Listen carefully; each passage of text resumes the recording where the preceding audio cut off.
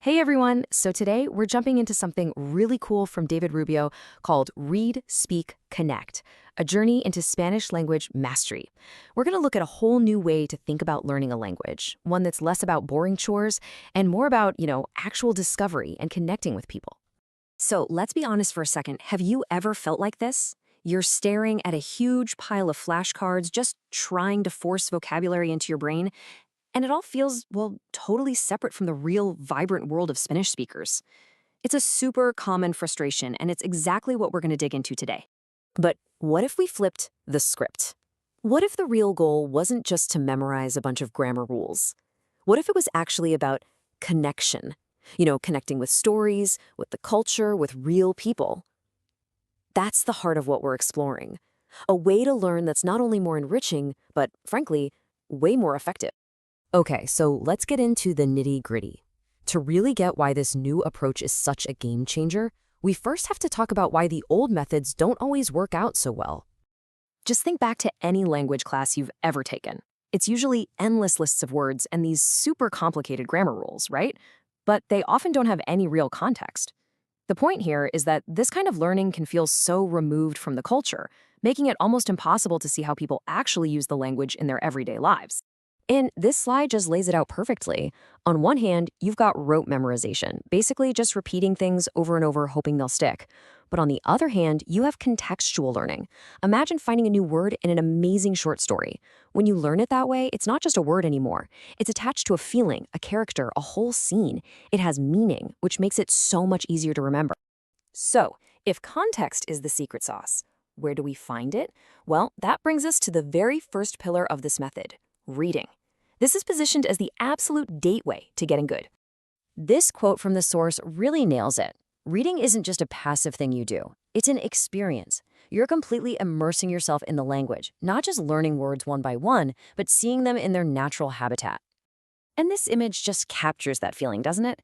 Every story, every novel, it's like opening a window into the day-to-day lives, the traditions, the values of Spanish-speaking cultures. You're not just learning what people are saying. You start to understand why they're saying it. So, what should you actually read? Well, we've got some great ideas here.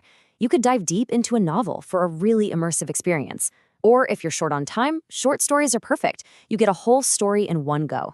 Even poetry can teach you so much about the rhythm and the flow of the language. Really, the trick is to just find something you're actually interested in.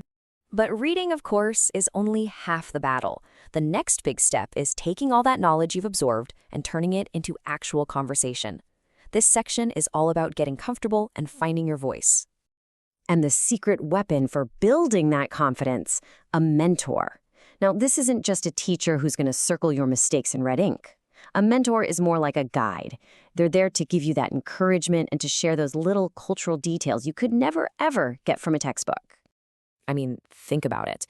The biggest thing that holds us back is the fear of messing up, right? A good mentor creates this safe space where it's totally okay to try things, get them wrong, and then try again. That guidance is what turns what you know in your head into words you can actually say out loud. So what does a good mentor session even look like? Well, you're not just making small talk, you're actually talking about the stories you've been reading, digging into the themes, trying out new words.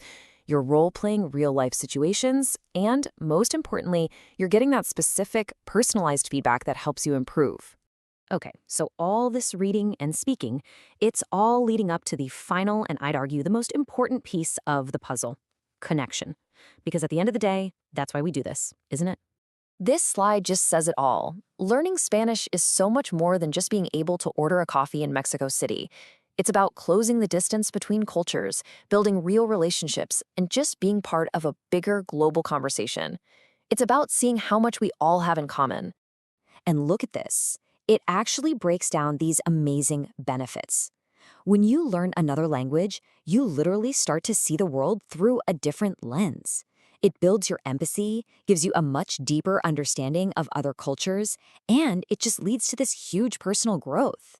It actually rewires your brain in the best way possible. And the best part is, you're not in this alone. The source really highlights the power of finding your people. When you join something like a reading group, you're instantly connected with others on the same path. It becomes a place to practice, to share what you're learning, and just make some friends along the way. All right, so we've talked about the why and the how. Now, let's pull it all together so you have a clear plan for how to actually get started. Here it is, the read, speak, connect method in 3 simple steps. First, read. Pick a book, a story, anything you're actually excited about. Second, speak. Find someone to talk to about what you've read. And third, connect. Find a group to share the whole experience with. It's this simple, really powerful cycle. And please, please remember this. This is not a race to the finish line. Every single page you finish, every conversation you stumble through, that's a win. You have to celebrate those little milestones. It's what keeps you going and, makes the whole thing fun. So we'll leave you with this final thought, this whole huge journey to speaking fluently, to making connections, to understanding another culture. It all starts with one tiny choice. It doesn't start with a grammar chart, it starts with a story. So the only question is, what story will you choose?